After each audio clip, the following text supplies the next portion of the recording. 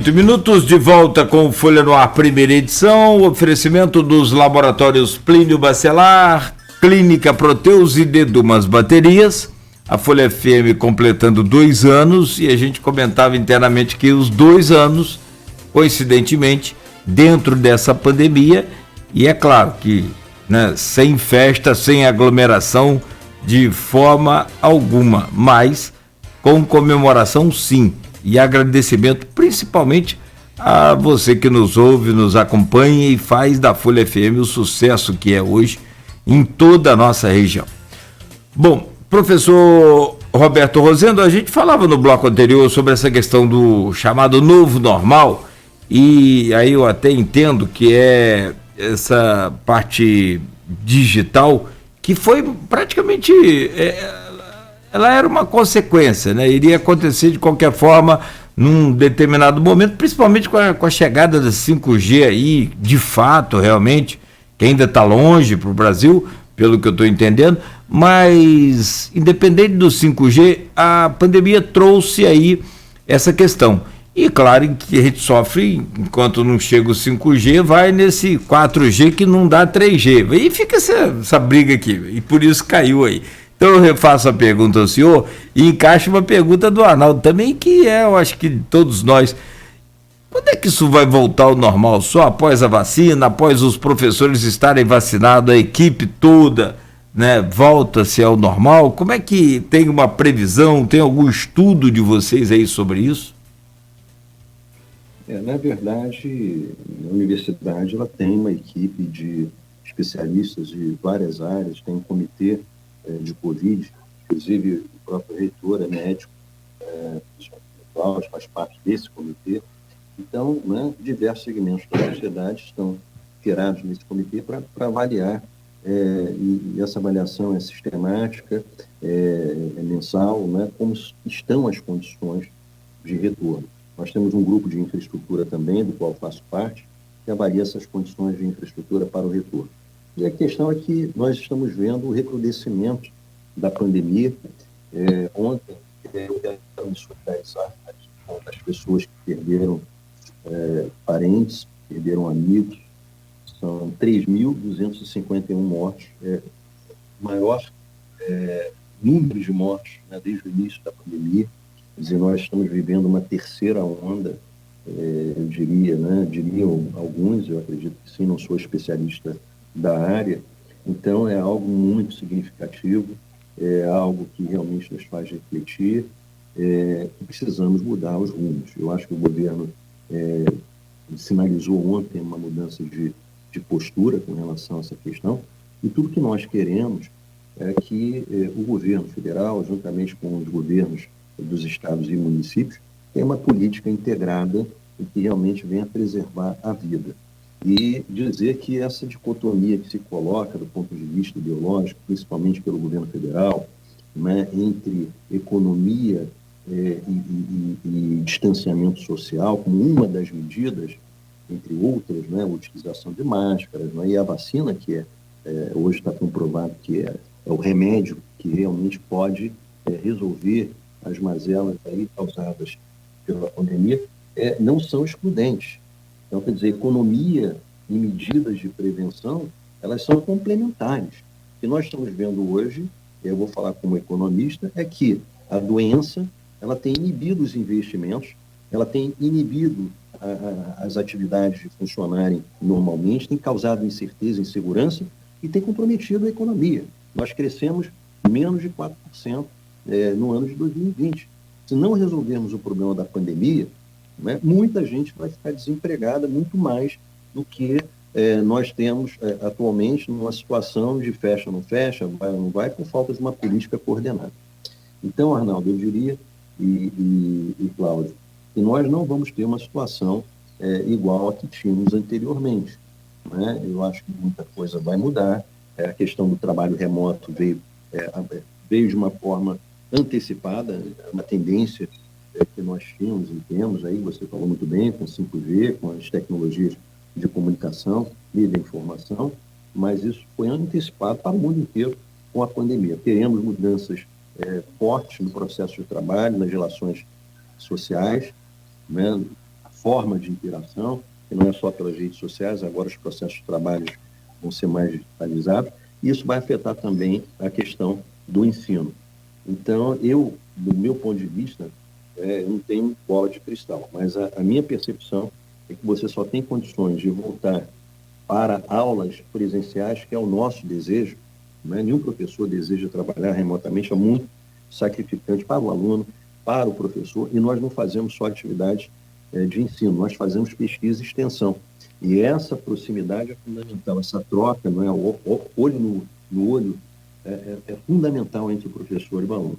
Agora, para mim, só quando nós tivermos um nível de imunização aí da ordem de 70% da população, lembrando que os nossos alunos são jovens, e os nossos professores não são tão jovens assim, são de meia idade para cima, e correm um risco maior.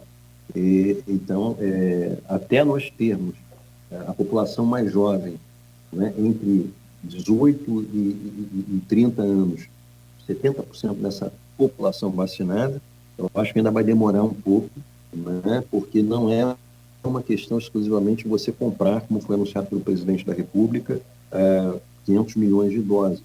A questão é a capacidade que as empresas farmacêuticas terão de fornecer, num prazo razoável, esses medicamentos, né, as vacinas que foram compradas.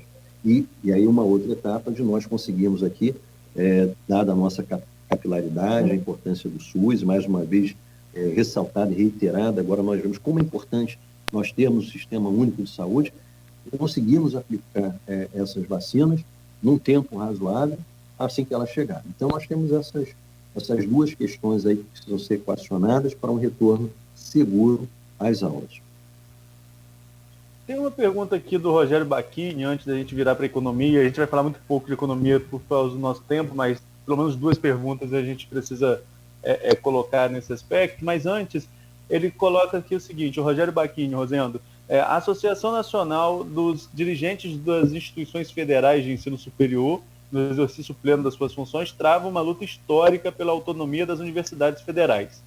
Qual a análise do diretor em relação à retirada das procuradorias jurídicas nas universidades? E aí ele complementa: ninguém é autônomo se não lhe é dado a capacidade de se defender. Pois é, nós temos uma situação muito delicada, não é? Nós temos por exemplo, a UF tem uma Procuradoria Federal junto à UF. Então, ela não é da UF, ela é uma Procuradoria Federal, né, ligada ao Ministério Público Federal, que atua junto à UF. Então, vejam que a nomenclatura, inclusive, deixa isso claro. Ela não é da UF, ela atua junto à UF. Então, nós não temos, nessa perspectiva jurídica, né, essa autonomia que seria interessante nós termos, eu concordo com o ouvinte.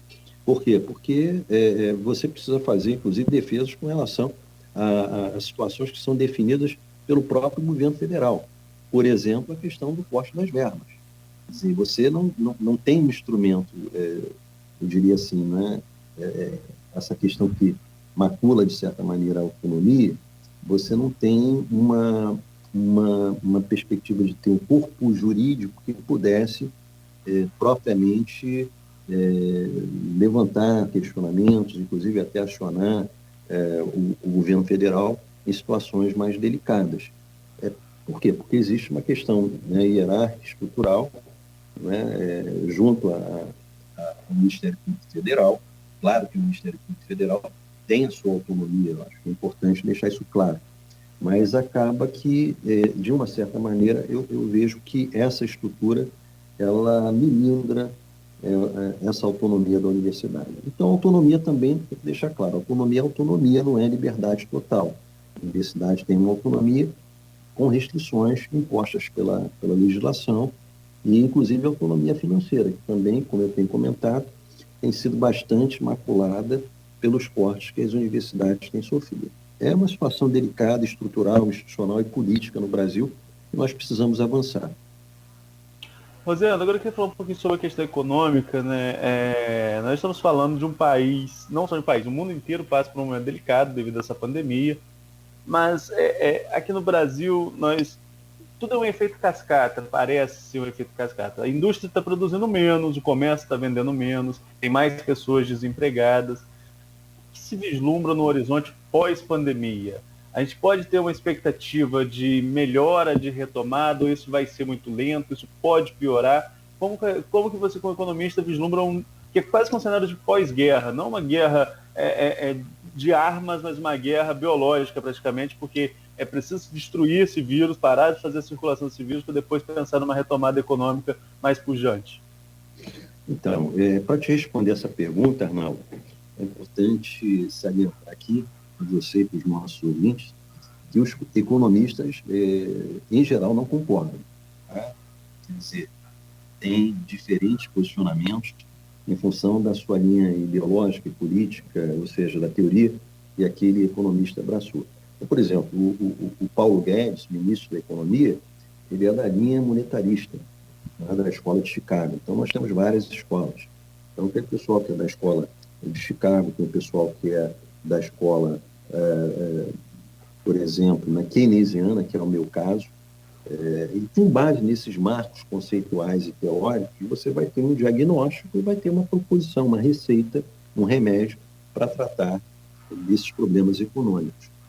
Então, por exemplo, dentro de uma perspectiva keynesiana, eu vou falar com essa perspectiva, da qual comungo e concordo, o sistema capitalista, o modo capitalista de produção, tem vários problemas, está fundamentado numa lógica de Estado democrático de direito, mas a gente sabe que tem problemas, né, de exclusão social, etc., mas tem se mostrado historicamente como um sistema mais eficiente, do ponto de vista econômico, que gera mais riqueza.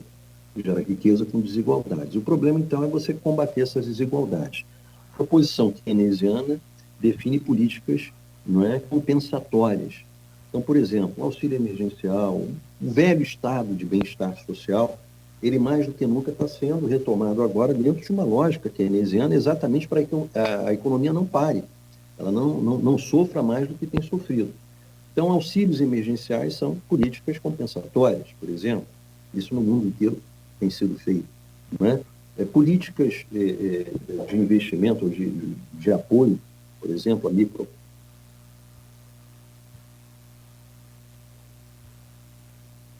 Acho que travou mais uma vez. De novo. Aí. Deu aquela habitual, hoje travada aí da internet. Aliás, a gente via até numa sequência boa, né, Arnaldo? Hoje é que essa conexão aí não tá boa, não tá bacana, talvez em virtude, até Beto lembrou aqui, o pessoal em casa, né, por conta dessa pandemia, né, eu acho que o professor vai ter que vai ter que sair e voltar lá, né, e por conta dessa pandemia, mais gente em casa, né, então naturalmente agora são 8 horas, nada, já são 9 horas já. Então, 9 horas e 2 minutos. 9 e 2, acertando aqui. Com essas pausas, depois a gente leva um puxão de orelha e estoura um pouquinho, né? Porque tem que reconectar, voltar a pergunta. Uhum. E, inclusive, voltou agora, ok? O professor está voltando aí. Mas eu acho que isso pode ser também um número de acessos maior, e no Brasil tem umas leis interessantes, né? De acordo com determinada situação, só é obrigado a entregar 80% do contrato que você fez. Então, já viu. Professor, nos ouve bem aí? Tem um barulho na... Ouço bem. Ah, tá. Sim, por gentileza, então... o senhor... É o seguinte, né? Nós precisamos calibrar a nossa capacidade de fazer políticas anticíclicas e compensatórias com a nossa condição fiscal. E a condição fiscal do Brasil, infelizmente, não é boa, porque desde a década de 80, final da década de 80, nós temos focado no curto prazo em fazer políticas voltadas para a estabilização monetária como condição para que a economia cresça. E na verdade, tem sido visto, isso é importante, sem dúvida alguma, ninguém gosta e quer conviver com a inflação, mas nós temos que focar no crescimento da economia. E o Brasil tem crescido muito pouco nas últimas décadas, e isso gera desemprego, essa população jovem não consegue ingressar no mercado, isso leva à exclusão social, e aí, mais uma vez, a importância da educação, né? Para você garantir não só o acesso à educação, mas a possibilidade desses jovens se inserirem no mercado de trabalho. Então, a pandemia, né, a situação pós-pandemia é uma situação muito delicada. A economia no mundo inteiro está sofrendo. Eu diria que é uma crise, do ponto de vista econômico, mais profunda do que foi a crise de 2008, aquela crise que se iniciou nos Estados Unidos, pela questão né, dos títulos imobiliários, e mais uma crise do capitalismo agora por uma lógica sanitária, por uma questão sanitária, mas que afeta o emprego, que afeta a renda, que afeta, né, o consumo das famílias e causa uma situação muito delicada de acirramento, de aprofundamento das desigualdades sociais. Então, quer dizer, como você tem que lidar com isso? Primeiro, combatendo o mal, que é a pandemia, né, por uma lógica científica. E esse é o dilema que o atual mandatário da nação, o presidente Bolsonaro, tem que enfrentar. Não dá para você ficar na questão ideológica e governar para um grupo. Então, essa é uma crítica construtiva que eu faço aqui, né, no sentido de que é preciso realmente ter uma visão de estadista, governar para a nação. Por quê?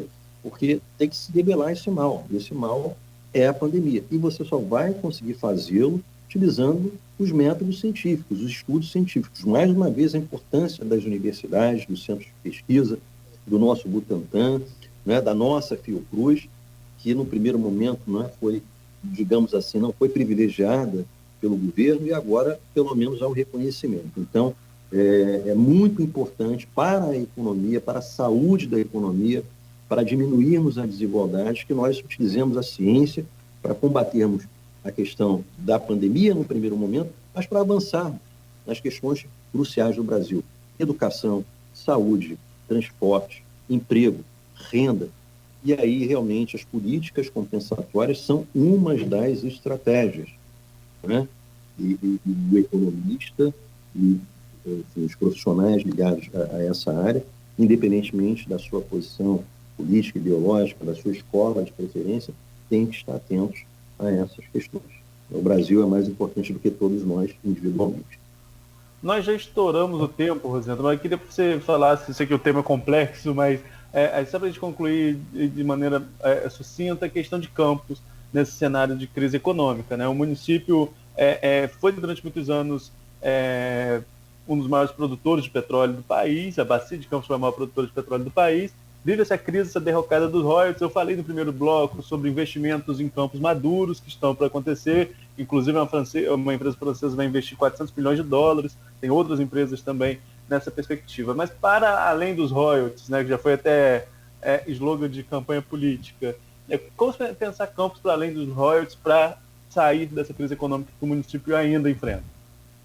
Bom, primeiramente, eu entendo o seguinte, né? Inclusive isso foi pauta, né? Eu quero saudar aqui o jornalista Aloysio. Ele fez um painel sensacional, eu diria histórico, que muito contribuiu e vai contribuir ainda pela frente, ouvindo diversos segmentos da sociedade norte-noroeste fluminense, e particularmente com relação à crise de Campos. Então, aqui lembrar, não é, essa contribuição sensacional do Grupo Folha, com várias reportagens que foram feitas. A questão fundamental para mim, Arnaldo, é a seguinte: Campos vive uma transição com relação a royalties. Nós já chegamos a ter dois terços do orçamento do município com base em receita de royalties. Isso aí, né, é uma tranquilidade. O gestor ele fica à vontade, ele não precisa se preocupar em arrecadar recursos com as receitas convencionais. A literatura trata muito bem disso, a maldição do petróleo. E aí, obviamente, isso favorece desvios, enfim, a condutas não adequadas do ponto de vista da gestão dos recursos públicos, e você tem uma ineficiência na aplicação dos recursos. Então, lamentavelmente, os municípios da Bacia de Campos, em proporções diferentes, vivenciaram isso, e Campos não foi diferente nessa situação. Trouxe benefícios? Sim. Trouxe um ciclo de crescimento? Sim. Aumentaram as despesas públicas, as obras públicas? Sim, isso gerou input, sim. Mas agora a gente está colhendo as consequências. Que consequências são essas? Hoje nós temos uma receita de royalties que está invertida. É cerca de um terço das nossas receitas globais, sendo que as nossas despesas, né, foram planejadas e foram moldadas com base numa receita gigantesca de royalties. E essa é a transição que o município está vivendo. E o prefeito Vladimir, ele está tendo essa grande tarefa de adequar as suas despesas às receitas verdadeiras que nós temos, sobretudo receitas calcadas nos impostos convencionais. ICMS, né, o ICM, que é repassado pelo Estado, né, alguma coisa de IPI que chega do governo federal, e uma parcela de royalties que cada vez mais vai diminuindo. Essa é a questão fundamental. Então, o grande desafio é fazer esse ajuste nas contas públicas, rever os contratos. Eu tenho um amigo que é professor, colega nosso da UFCampus, que é o professor Rodrigo Rezende, que é secretário da Controladoria, ou seja, é o nosso ministro da Economia na Prefeitura, e ele realmente está fazendo um sacrifício, é uma luta enorme, revendo os contratos, etc., que não são tão eficientes. Então, esse é o primeiro passo, né? O segundo passo, eu diria, é estimular as atividades potenciais da economia de Campos para que elas realmente ganhem pujança, porque nós temos uma economia muito centrada no Brasil, 60% do nosso PIB ou mais, dependendo da cidade, é em serviços. Mas nós temos atividades produtivas na agroindústria, e essa é uma perspectiva, uma característica de Campos. Você falou da cana-de-açúcar no passado, mas ainda nós temos baixas extensões territoriais. A produção de gado também, historicamente, foi algo que Campos lançou mão no passado. Eu acho que nós temos que rever essa nossa vocação com mais tecnologia, com mais, digamos, uma gestão mais profissional. E nós temos, sim, condições de agregar mais valor aqui à cidade, gerar mais renda, mais emprego, a partir da nossa diversificação produtiva. Volto mais uma vez a dizer, a universidade, a ciência, a tecnologia tem um papel fundamental para o desenvolvimento aqui da cidade, lembrando que Campos é um dos maiores polos de educação de ensino superior do Brasil, não só do Rio de Janeiro. Temos que aproveitar as nossas potencialidades, estão mal aproveitadas. Bom, são 9h11. Professor, pergunta sobre economia. Eu tenho um caminhão, né, Arnaldo?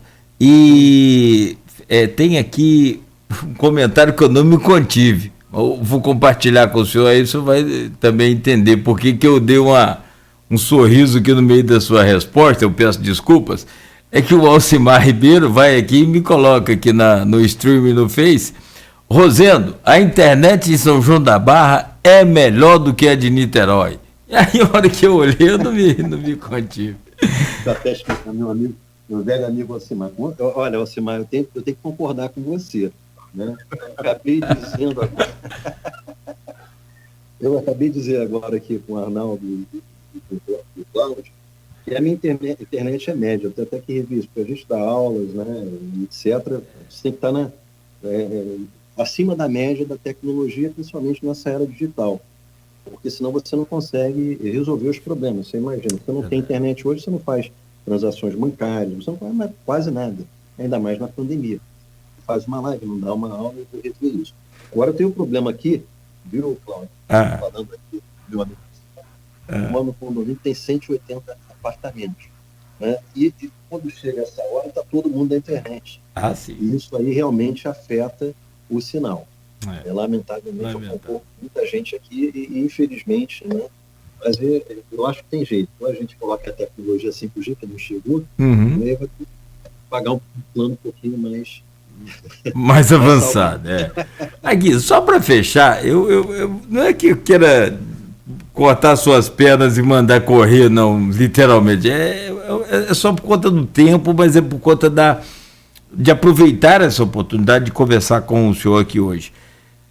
Nessa questão da economia, e aí eu digo nacional, Campos hoje está com um projeto muito importante, que é o projeto Fênix, que a gente precisaria de mais tempo, mais tempo, talvez mais programas, então, né, no plural, para debater aqui economicamente sobre o resgate da vocação do município, que é o agronegócio que o senhor comentou aí, que a gente pode diversificar. E esse projeto Fênix é elaborado aqui por uma série de cabeças pensantes e com o apoio né, total e restrito aqui do Grupo Folha da Manhã, vem para fazer isso. Mas a minha pergunta no caminho do desenvolvimento, mesmo com essa crise toda, é preciso olhar para as bordas, né, como dizia lá o Steve Jobs. Como o senhor enxerga a política econômica hoje do Guedes? Estamos no caminho? É um momento em que não está bom para ninguém, mas o Guedes está certo? Vamos sair dessa crise bem? Ou a coisa não está bem desde lá de cima? Olha, mais uma vez, eu vou falar dentro da perspectiva da minha escola de pensamento que eu abracei, que é o meu modelo analítico, que é a escola keynesiana. Bom, eu entendo que nós não vamos resolver os problemas da economia brasileira trazendo a economia para uma lógica estritamente de mercado. Ou seja, a visão do Paulo Guedes, a quem eu respeito, não é um professor, não é reconhecido dentro da sua área, mas eu discordo. Porque o entendimento da escola que ele segue, né, e obviamente as políticas que ele procura implementar, obviamente ele já flexibilizou muita coisa, já viu a questão, né, da importância dos auxílios e tudo mais. Uma pessoa sábia, né? O Paulo Guedes é um homem vivido, e ele consegue fazer a distinção de uma questão ideológica, mesmo que seja na linha de um pensamento econômico, para a questão prática, porque ele é gestor público hoje, ele sabe que tem outras consequências, tem vidas envolvidas nessa situação. E a questão toda é essa. A lógica monetarista, a escola do Paulo Guedes, é que você precisa, não é, ter menos Estado e ter mais mercado, certo? E fazer uma administração financeira, inclusive agora, pela independência do Banco Central, que foi aprovada no Congresso Nacional, que é algo que eu acho muito preocupante num país, eu vou dizer aqui, as pessoas mudaram a nomenclatura, né? Costumam dizer que o Brasil é um país em desenvolvimento. Eu gosto de usar a nomenclatura do Celso Furtado. Nós somos um país subdesenvolvido por questões históricas. Um grande potencial, país que já foi a 9ª economia do mundo em produção de riqueza, de PIB, caímos para a 12ª posição, né? Mas as mazelas econômicas, sociais, políticas, as instabilidades que nós vivemos no nosso país, nos fazem, né, aprofundarmos essas desigualdades, o que nos leva à condição de subdesenvolvidos. Então, assim, uma política neoliberal, monetarista, né, com menos Estado, realmente não é, do meu ponto de vista, né, daqueles que estudam o desenvolvimento econômico, social, né, dos modelos históricos que nós observamos, as trajetórias históricas, melhor dizendo, dos países, não é o modelo mais adequado. Então, nós vemos aí países, né, que estão vencendo a questão de subdesenvolvimento, questão, por exemplo, da Coreia do Sul, que na década de 60 tinha uma condição sociopolítica e econômica mais precária que o Brasil. Hoje é um país desenvolvido, muito investimento público, muito investimento em educação, muita competitividade, né, como eu falei, muita educação, e o Estado tem que estar muito presente. E a gente vê aí uma proposta do ministro que era de privatizar tudo, né, uma visão ideológica, uma meta, né, mais ideológica do que propriamente factível. Então isso é preocupante. E hoje a gente vê que, né, o Brasil precisa mais do que isso. Ele precisa realmente do mercado. O mercado é fundamental, uma economia de mercado é substancial, a competitividade é fundamental, a diversificação produtiva é fundamental. Nós somos um país capitalista, né, mas precisamos atacar o desemprego, precisamos atacar as desigualdades, precisamos educar a nossa população, precisamos inserir os nossos jovens no mercado de trabalho, e isso é fundamental com a presença do Estado. Os países que tiveram sucesso, inclusive os Estados Unidos, bom ressaltar isso, né? É um país que tem grande, digamos assim, intervenção na economia ao longo da história. Começamos lá com Franklin Delano Roosevelt, né, na década de 30, com o Plano Deal, passando agora pelo Obama na crise de 2008, né, com investimento, né, uma intervenção fortíssima do governo federal americano, inclusive para não quebrar empresas, dentre elas a General Motors. O que nós vivenciamos hoje no Brasil, por exemplo, é a saída de grandes empresas, que nós trouxemos na década de 60, 50, 60, lá na década do JK. Por exemplo, a Volkswagen parou de produzir no Brasil, né? A Mercedes-Benz, eu vi ontem, né, declarou que a produção está paralisada. Então, nós perdemos investimentos, perdemos empregos, né? Os empresários, enfim, em função deste modelo que está posto aí, modelo econômico, que não é adequado, né, que gera incerteza, que não gera renda, que não gera emprego, estão saindo do Brasil. E é por essa razão, creio eu, né, que há uma tendência de mudança, ainda que muito superficial ainda, né, na gestão da política econômica atual, e uma mudança de discurso, ainda que muito leve, no plano político do governo Bolsonaro, mais em relação à pandemia, porque os empresários estão pressionando. Os pequenos, os médios e os grandes. Por quê? Porque a crise econômica, a crise política, a crise institucional, a crise ética do país afeta a economia diretamente e você precisa dar solução para isso, porque uma economia que tem uma questão que é fundamental, né, nas economias capitalistas, a questão do desemprego. Um desemprego recorde, associado a um número recorde de mortes diárias, é uma economia que está numa situação de UTI. E aí nós precisamos de um tratamento de UTI para essa economia. Perfeito. Bom, são 9h19. Já ouvi buzinaço aí também. Buzinaço não, buzinas aí, deve ser lá próximo à mansão do Arnaldo. O movimento está grande, apesar do lockdown. Professor, queremos muito agradecer ao senhor, dizer que é sempre um prazer renovado recebê-lo aqui. E o Alcimar tem um comentário aqui, Rosendo, o sábio Delfim Neto afirmou que com a caneta na mão ninguém é liberal. Isso me parece bem razoável. Eu quero agradecer aqui a contribuição do meu amigo Alcimar, um grande pesquisador, né, que trabalha a questão aqui do norte, noroeste fluminense há muito tempo, que tem contribuído para o desenvolvimento da região com as suas pesquisas, tem livros publicados. Então é sempre um prazer, né, conversar e ter a participação do professor Alcimar. E se você me permite, claro, eu queria finalizar dizendo o seguinte: meu desejo do coração é que o governo acerte, né? Que o governo acerte, porque tem vidas envolvidas.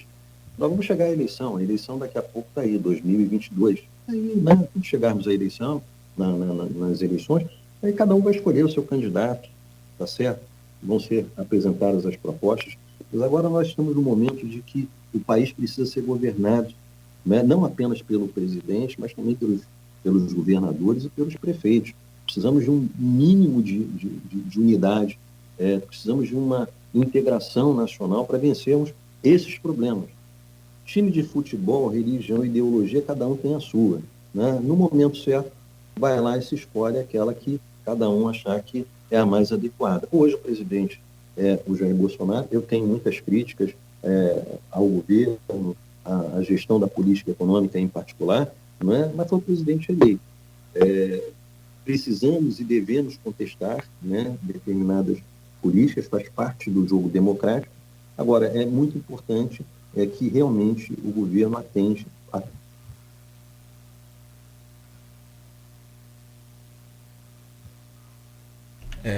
Arnaldo, para não dizer que falhou no final, fechou. Bom, você está aí, né, Arnaldo? Eu estou por aqui. Enquanto a gente encerra aqui, então, agradeço a você também. Se o professor quiser voltar e concluir, tá, né, a gente avança mais um pouco aqui, depois vou ser chamado a atenção, mas, né, vale a pena aí o comentário do professor. E amanhã estaremos, então, com o Campinho, a partir das... Isso, eu já vou me despedindo, então, se o Rosendo voltar aí, ele termina as considerações dele, vou me despedindo aqui. Bom dia a todos. Amanhã a gente entrevista o Anderson Campinho, secretário de Segurança de São João da Barra, para falar também sobre as medidas de restrição lá, sobretudo no fim de semana, quando ainda é mesmo pós-verão, destino de muito campista. E com esse feriadão aí, rapaz. Exatamente, ainda vem o feriadão na próxima semana. Não, já começa sexta-feira, na verdade. Porque você sabe, é um comentário aqui que eu posso estar errado, você sabe que tem lei que no Brasil não pega, né? Tem lei, decreto, você sabe disso, tanto quanto a gente sabe. Já tem coisa que pega mesmo não sendo. Mesmo que, ou seja, é feriado decretado pelo Estado? Mas os municípios podem ter a liberdade de não decretar. Então, mesmo não sendo feriado, como é o caso aí dessa... Que, na verdade, esse decreto liberando os municípios complicou tudo mais ainda a cabeça das pessoas. Mas de qualquer forma... Nogueira, eu acho que o Rosendo não está conseguindo conectar. Acho que a gente vai encerrando por aqui, né? Vamos. E agradecendo a ele e depois a gente Voltou. Arnaldo, obrigado aí pela sua participação sempre. Pela sua participação, não, você é titular desse programa. Professor, você voltou aí, já só para encerrar, então o senhor falava da importância aí, né, e a gente agradecendo ao senhor. Eu acho que é o momento de nós termos um mínimo de unidade nacional em função dessa crise sanitária que nós estamos vivendo, né? Nós temos aí a consciência de que vidas estão sendo perdidas, que isso, em primeiro lugar, afeta a vida das pessoas, mas afeta também a economia, afeta o emprego, afeta a renda, e precisamos ter essa consciência nos 3 planos de governo: governo federal, governo estadual, governos municipais. Então, a minha esperança é essa.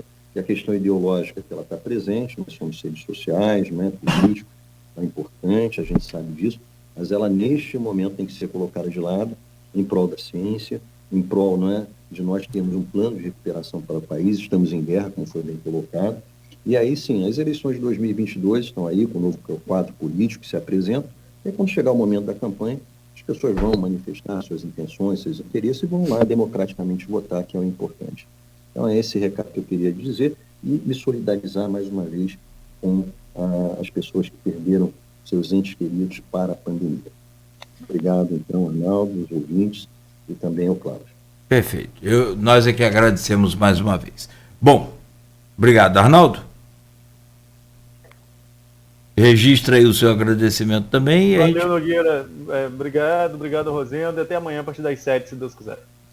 Muito bem, são 9h25. O Folha no Ar, primeira edição, fica por aqui, agradecendo a você também pela audiência e pela paciência, e nós seguimos com música e informação.